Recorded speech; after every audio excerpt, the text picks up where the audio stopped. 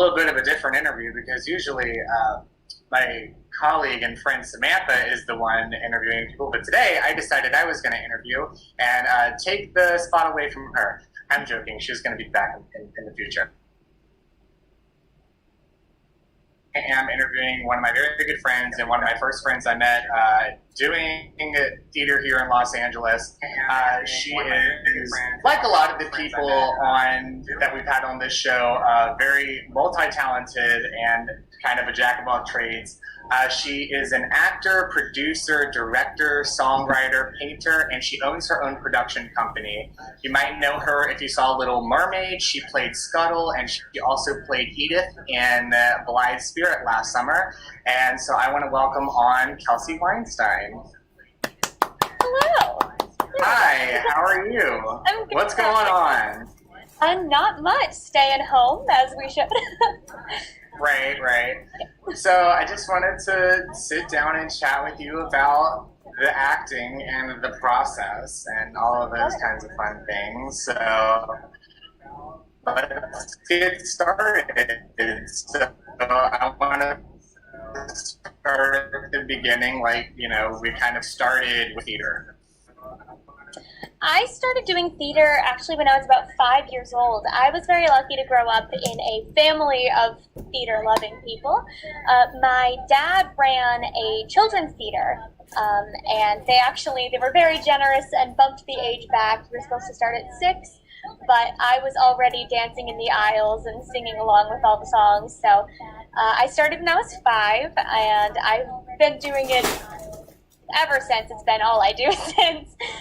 But yeah, so I started out in musical theater. I've been doing musical theater since then, and I moved to Los Angeles about 4 years ago, and that's when I also started doing film.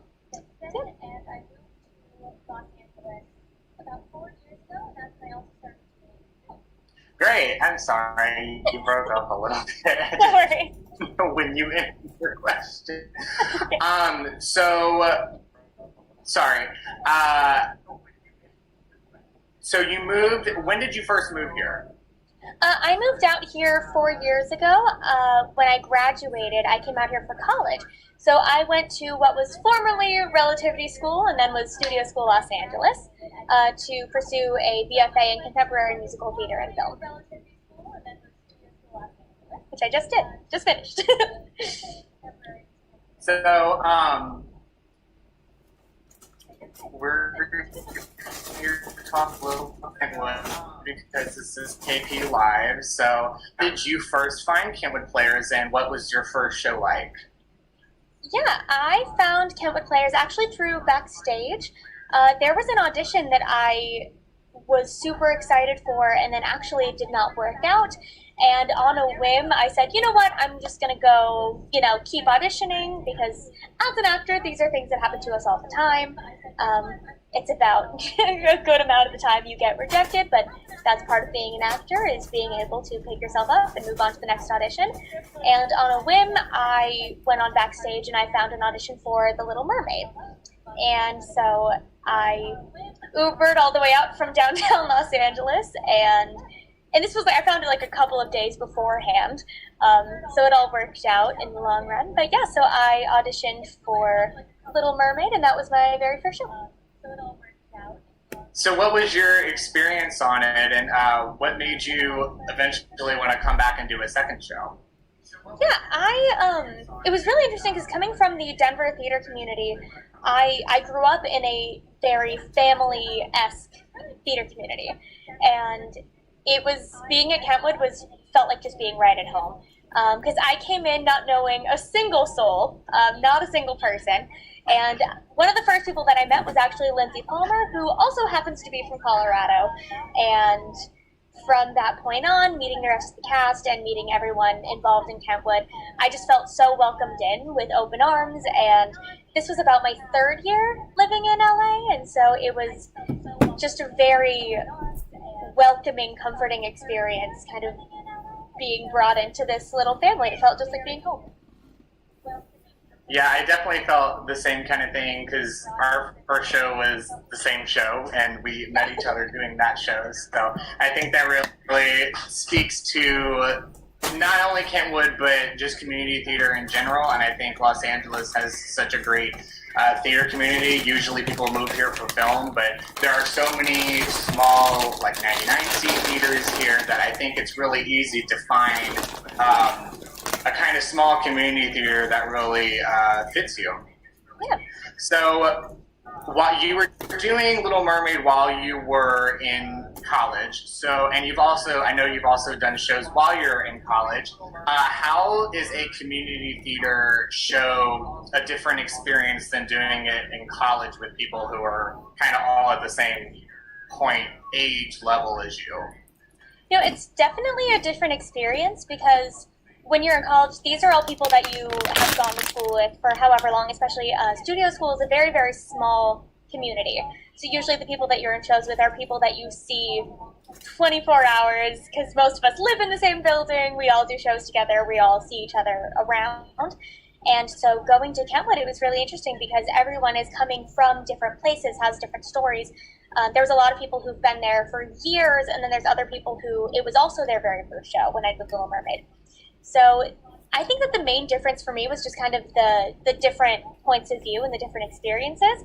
Also with college shows, it's different because you've all been at school for a whole day and then you're staying for rehearsal, and a lot of times it can just feel like an extension of school, which isn't necessarily a bad thing. It's just kind of, it's attached to school. It's like rehearsal is a part of school, where going to rehearsals at Kentwood was like its own separate thing. And a lot of times it was kind of like, okay, I've finished school and now here's the rest of my day is going out and being a bird for a while in the case of Little Mermaid. So yeah. Yeah, I feel the exact same way. I'm also in college right now, and the shows that I've auditioned for and done have been such a different experience. It's exactly like you say. Like whenever I do a show that's not affiliated with school, like Little Mermaid or I did Pippin, it feels like, okay, school's over. Now I can just go to rehearsal, do my work, do my thing, and kind of forget about all of the crazy essays and other projects that I have to do. But then, if you have an audition or a callback or a show that you're doing for school, it's like, okay, you go to class, and then you're like, oh, these are the same exact people I've been around all day. And so it definitely just feels like school. I feel the exact same way. So how do you feel that going to school for musical theater has impacted your career at all? It really has, because since I've been doing musical theater my whole life, I actually went to the high school and middle school that I went to was an art school, but I was a vocal music major, so I was doing choir and classical music and more stuff along those lines. And so going to a school that was specifically for musical theater was like my whole world changed, because musical theater has always been in my heart what I've wanted to do. So it was like, a lot of people have a similar experience to this, but basically it just reassured that this is what I want to do. But in the same vein, it also showed me that there's so much more to musical theater that I never considered. And that's what led me towards directing and producing and all of these other things that I fell in love with. Because in my mind, the world of theater was always a bit smaller as an actor, but I also am lucky enough to have my dad's a music director, my mom's a stage manager. So I experienced theater on crew, and I experienced it from a lot of different angles, but I never thought about producing or directing as an option for me. And being in a musical theater program in school, like I actually ended up having opportunities to explore all those things. I gave lots of pitches to my school, so many pitches and proposals for shows that eventually I decided, you know what, I'm going to take this into my own hands and do it.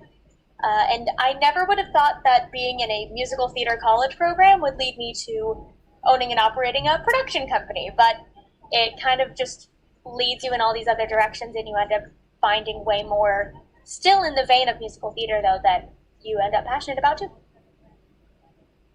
So I'm really interested in talking also about your production company, because I feel like you don't really talk a lot with actors who own their own production company. Usually it's going to be somebody who's mainly a producer or a director. So what initially sparked the idea for you to start your own production company?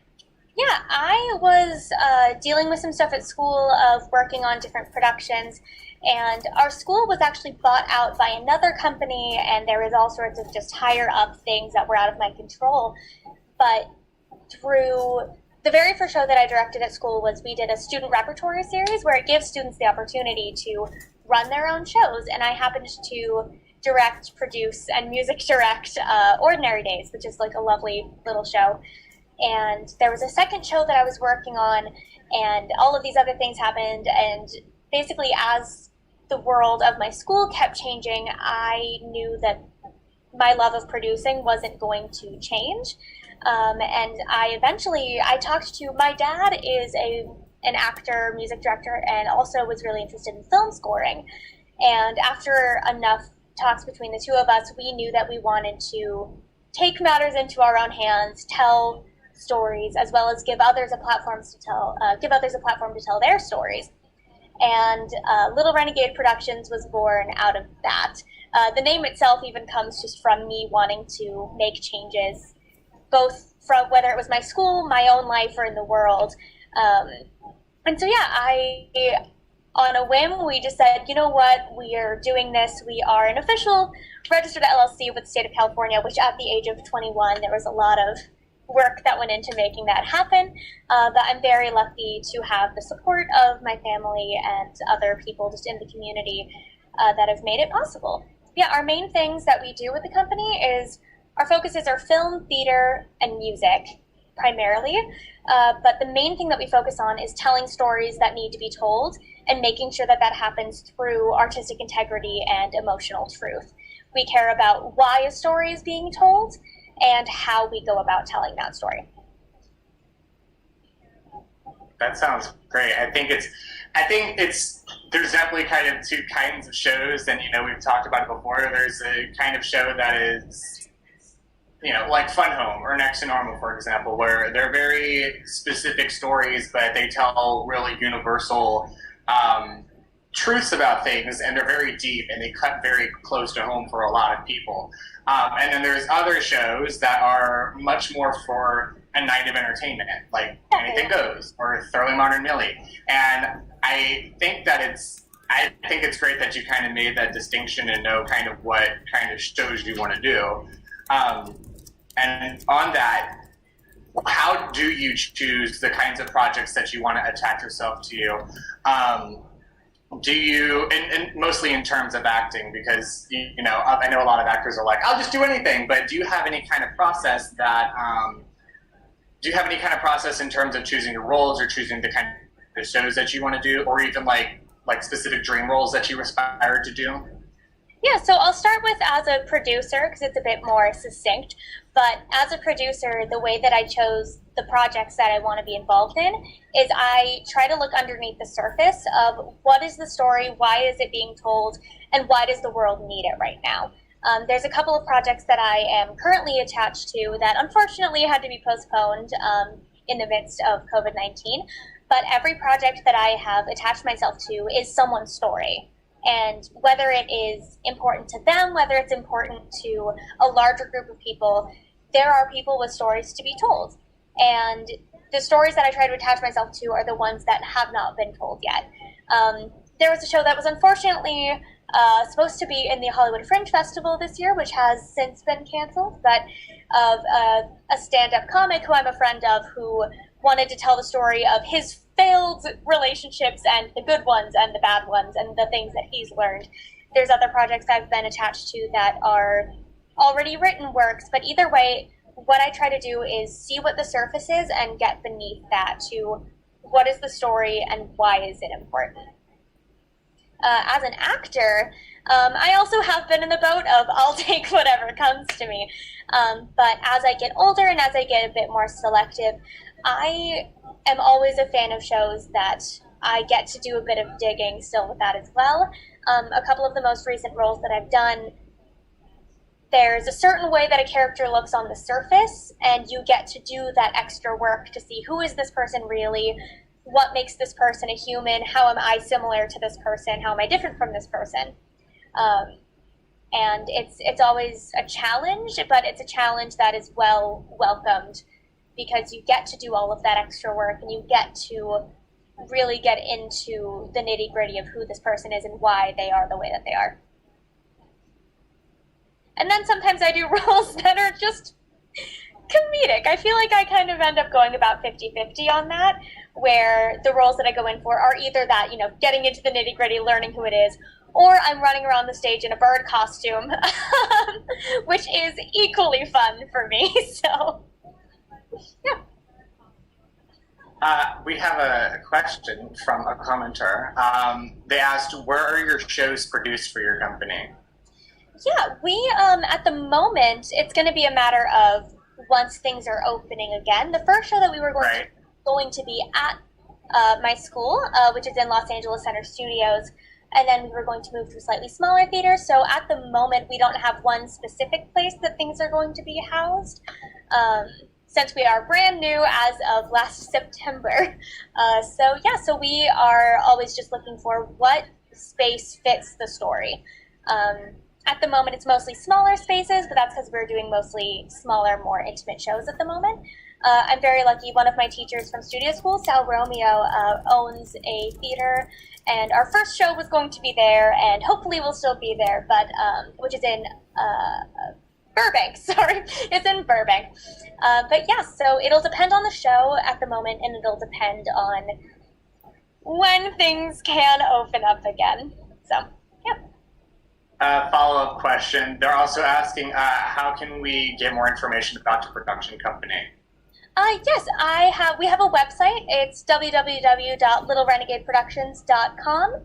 You can also find us on social media. If you look up Little Renegade Productions, that's where we will be. Since we are newer, we're still working on getting things up on the internet.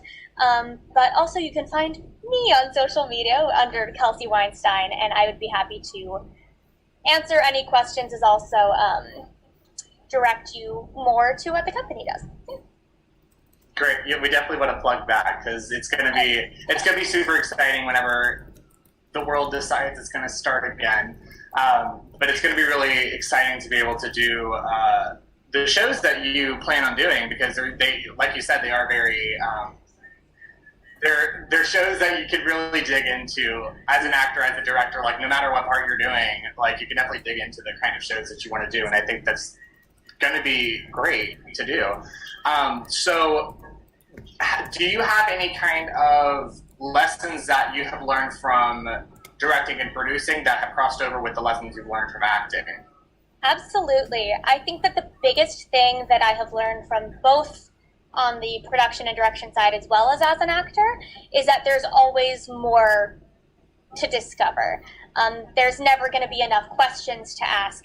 As an actor, that mostly comes from when you're learning about your character. There's never going to be enough questions of, why am I doing this? What do I want? Who am I? What is my relationship with the other person? There is no limit of how far you can dig. And as a producer, a lot of times it comes from asking more logistical questions, but there also are the questions more on the director side of, why is this the way that it is? When I did Ordinary Days, I did a lot of digging really deep into the characters' minds and why things were happening. The show centers around 4 people, and it is post 9/11. And there is a lot of references to the show, so I made a specific choice to set the show in September, even though it's been years, that when things happen right around that same time frame, it will bring up things, whether you're conscious of it or not. So there's always the main question, the main thing that I've learned from both the production side and the acting side is that there's always more things to discover. Your work is rarely ever officially done. The way that you can kind of say that it's done is once you reach and that you're enough satisfied that you know that the product that you're delivering is of a high enough quality. And as an actor, it's more internal of once you tap into that feeling and once you know who you are, what you're doing, that's when you can call it quote unquote done. But that's the benefit of live theater, is every show there's more questions to ask. So yeah. So when you are doing that digging, do you, as an actor, do you have a specific process that you go through in terms of discovering that character and discovering that story? Yeah, I'm a person who loves writing things down.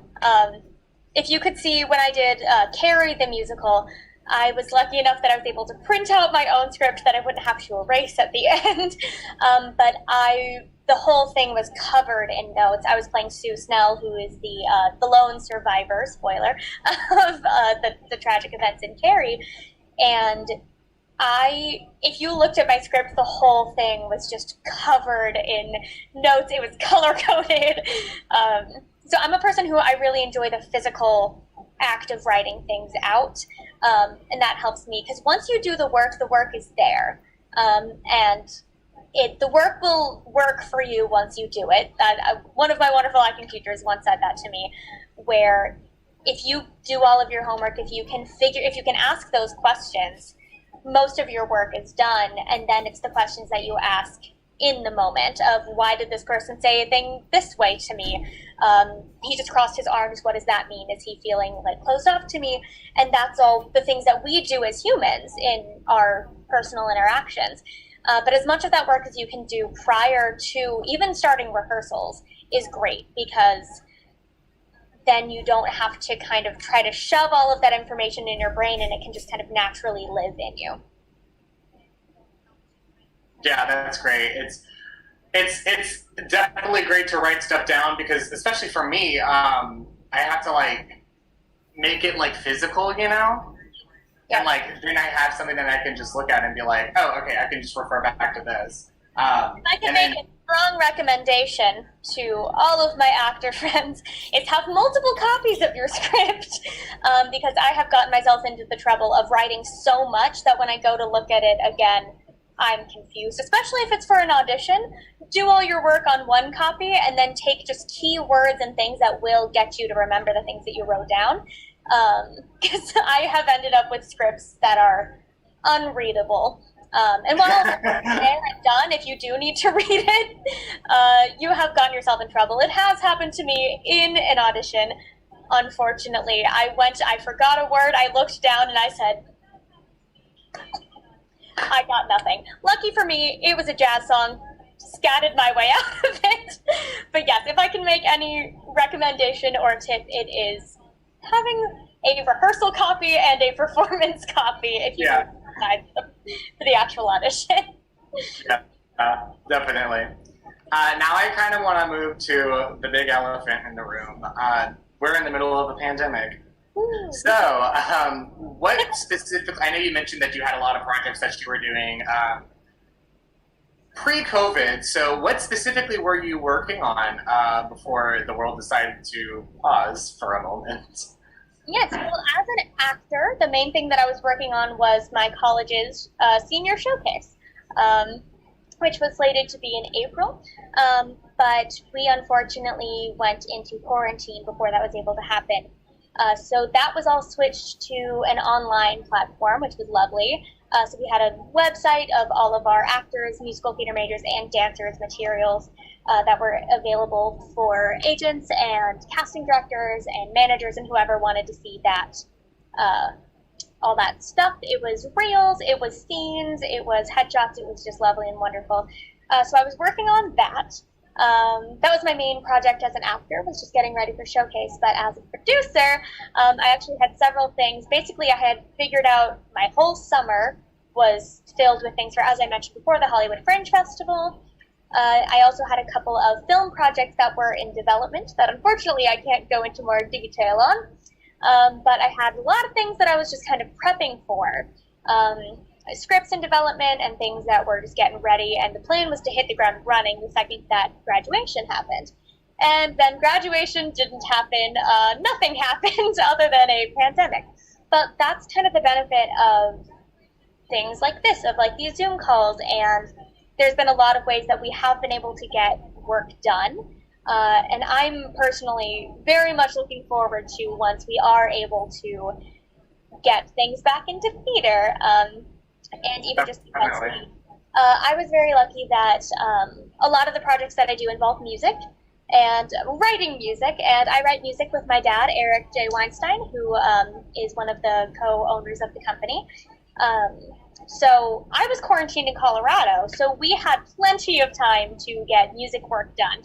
So while it was, the world taking a break and everything, we were still able to kind of get a head start on a couple of projects. We just started a brand new project that that is in development that we are hoping to start getting music done for very soon. But yeah, it's all there's a lot of exciting things happening kind of deep inside of all of the chaos. Right. And there's lots of ways that a lot of people have been able to kind of keep the ball rolling.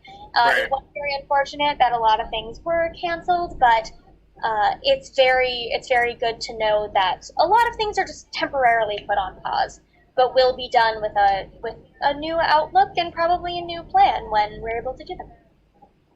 Well, that's a perfect segue, because that's exactly what I want to talk about. What changes do you want to see in theater after the pandemic? Well, I think that one of the biggest things that's going to change is the element of social distancing.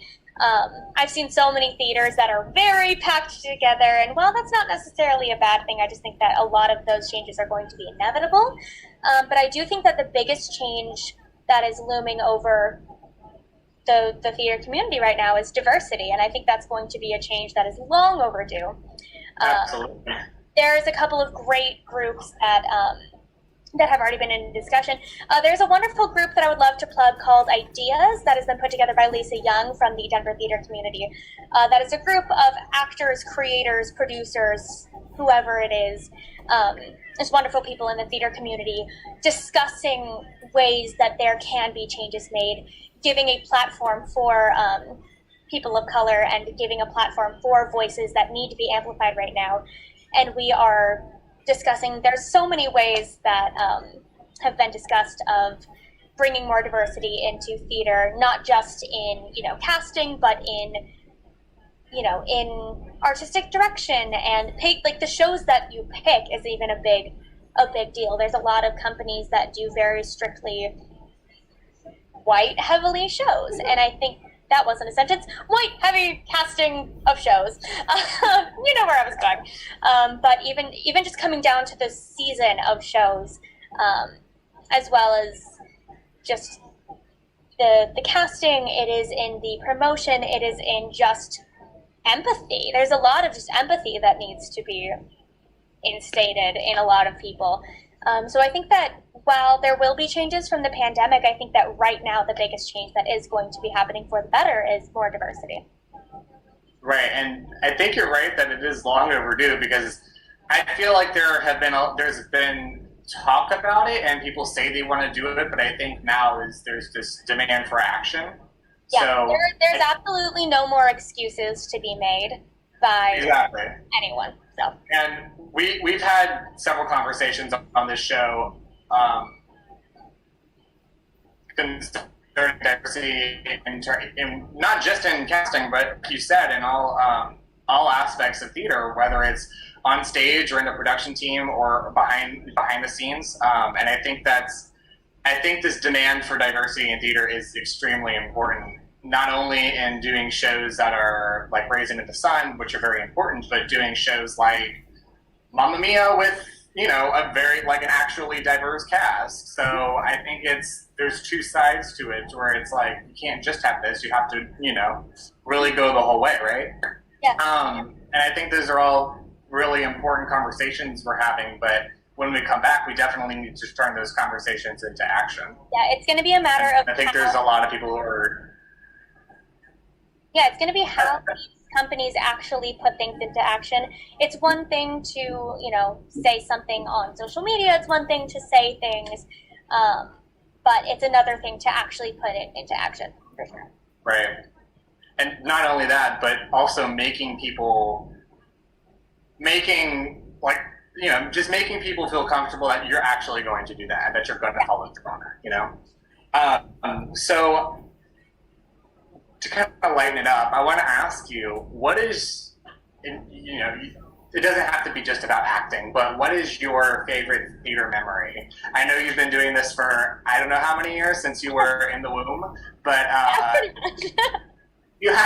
do you have one particular memory that just kind of sticks out to you, that just reminds you why you keep doing this? Yeah, actually, so I was in a production of The Wild Party when I was 18, and I played the minor, so it was very appropriate. But I had such a good time doing that show, and I had convinced a couple of friends to come out and see it. And after the show, I had someone approach me and said, this makes me want to do theater. And just like hearing those words from someone that I've known for a long time too, it stuck out to me. And it wasn't even just like the performance itself, it was the whole energy, it was the music, it was, the environment and everything involved that was something that was strong enough to someone in the audience that makes them want to be a part of it, which I think is great. Honestly, that entire show is just a lovely, wonderful memory of mine. It was the last show that I did in Denver before I moved to LA, and it kind of reaffirmed for me why I was moving to LA to pursue this. Right, and I think The Wild Party is such a powerful story that I'm not really surprised that somebody was so moved by that they were like, I want to do this too. And I think that those are always some of the best memories you have as a theater goer or as a creator of what was that moment where you were like, I want to do this too. Maybe it was your whole family is doing it and I really like it, but, for some people like myself, it was kind of like you see a show and you're just so moved by it that you're like, oh, wow, I need to do this, Now on the other side of that, now we know that theater is live and wacky things can happen, shenanigans can ensue. So do you have any kind of humongous debacles that have happened on stage? Absolutely. Speaking of Wild Party, we ended up doing the show in 2 different theater spaces, which was lovely and wonderful. We got to reach a whole new different group of people, but the stage had a different type of floor. And when we went to the second place, it was the whole back part was almost like a hardwood, and the front half was regular stage floor. And during our opening night in this new place, I went to enter, and it's all eyes on me. They said my character's name. Everyone on stage is looking at me. I slipped on the hardwood and dropped to the ground. But I thought that I recovered well. I was like, okay, that was embarrassing. And I kept going on, and the whole next scene is mingling and all these things. And I kept my back to the audience because I was so embarrassed. But since we were mingling, I'm like, okay, you know what? If I just keep facing this way, maybe they'll forget that I fell. And another member of the cast came up to me to inform me that I had ripped my dress in the process of falling. So now I had been standing with my back to the audience with a large tear in the back of my dress for about 5 to 10 minutes. And I had about a 1.5-minute long song to figure out a solution before we had 2 large dance numbers. That solution was safety pins, which popped open during one of the dance numbers. Gosh. I saw my life flash before my eyes. Definitely not my proudest moment, but I think we recovered okay. We were able to sew it right back up during intermission. But yeah, no, definitely standing with my back turned to the audience for 5 minutes with a tear down the whole back of my dress was not one of my proudest moments on stage. I mean, it's Nadine. It's probably her first party like this. She's young. She's living her life. Yeah. And wow, right before that show has a lot of dancing back to back to back for people who don't know The Wild Party. Basically, the second half of Act 1 is just dancing. And so that's a lot to deal with. I've definitely had my fair shares of, I just walked on stage and there was a huge rip up my butt, and that's happened twice. Costume debacles are definitely something to remember. Did you have any other stories that you wanted to share? We probably have time for another one. Okay, I have one more embarrassing story. She knows that I want to hear it. I mean, because I have plenty of embarrassing stories, but this one was probably my other worst one. I was on run crew for La Cage aux Folles, and there's a large, number that happens right after a scene that they were quote-unquote backstage. And there were 2 chairs that had been left on the stage in the middle of the scene change, which, not the end of the world. My brain said, you know what, you have time, run out and grab them. But I had to be back on a certain side of the stage because I had to pull a curtain. Meanwhile, there is someone on the other side of me holding a rope to let down things. We had these like really cool moments with aerial silks and hoops and all these wonderful magical things. So there's a rope across me, which I didn't think about when I started running on stage to grab these chairs in a blue light, not a full blackout. And so I essentially ran on stage, caught the rope, face planted, like my legs came all the way back up, hit the ground. And once I, kind of come to realize I'm on the floor now in the middle of this, someone from the other side of the stage had so kindly grabbed the chairs and took them off stage. So I got back up, ran back off to pull the curtain. So long story short, I ran on stage, face planted, got up and ran back off, getting nothing accomplished other than providing some probably laughs for the audience who all very much saw that happen. Everything. You were just one of the drag queens who, it was like, it's your first night, you haven't really broken into the new heels yet, like... Yes. If only I wasn't dressed in my, all crew blacks and everything, and I was very lucky. She's getting ready. Minimal. Just some bruises and scrapes, but, hung in there. Adrenaline pushed me right through. It was more embarrassing than it was painful. So. It often is. Yeah. But I think that's so funny about live theater is debacles will happen like that, and in the moment you're like, oh my gosh, I just ruined the entire show, and then years later you can look back on it and it's just kind of a funny story. It's just funny. When you face planted in La Cage aux Folles, so yeah. We love a face. Great. Now we have time for just one more question, just gonna wrap it up. Do you have any advice for other actors that are either been doing this for 30 years like you have, or just kind of starting out? Do you have any advice for them? Yeah, weirdly enough, I just read, back in my freshman year, we all wrote ourselves letters to our future selves once we had graduated. I just got mine in the mail, and I read it this morning. And the main point that I made, this is 18-year-old Kelsey talking to now 22-year-old Kelsey. The main point that I made that I still stand by is just remembering why you do it. What is it that makes you love art, whether you work backstage, whether you play in the band, whether you're on stage, whether you're producing? There is something inside of you that keeps doing it. Production after production, mishap after mishap.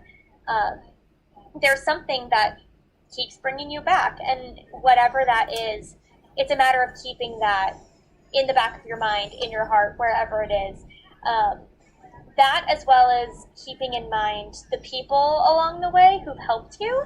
Like, I know I would be nowhere if it wasn't for both of my parents. My dad was, probably my first music director, one of my first directors.